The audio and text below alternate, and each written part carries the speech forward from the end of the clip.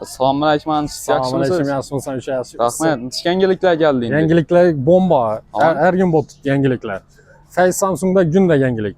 Kabelleriniz 10 bin so'm yine. 10 bin Optimda, so'm. devam et pat. 15 bin so'm. Kalonkeler 10 bin, pastavkeler her kılından var. 80 binden hem var, karaoke'lik Tamam. kalonkeler. 20 binden kelle sim. Dımyama. Keyin kabellerimiz orijinal. 20 bin so'm. 20 bin so'm orijinal. 30 bin so'm orijinal. Kallama Type-C. Keyin komplekt iPhone'larımız var. Noshikla 10 bin so'm yine. Kurlaylar geldi. Kullirlar yine 90 bin so'mdan. Orijinal. Orijinal, Optim'da. Her xili bor. Bluetooth'ni Tamam. 24'üne de verdik. Bugün 24'ü 25 bin'e çürük koyardık. 25 bin so'm. Ava. 25 bin Bugün so'm. geldi turib olib ketsalar bo'ladi. Ava, bugün gelip turib akçisala bo'ladi. Her daim günde bak aksiya kelarasi. 40 bin so'm yimda NFC zo'r xili. 40 bin so'm. Keyin quloqchinlar 35 bin so'm.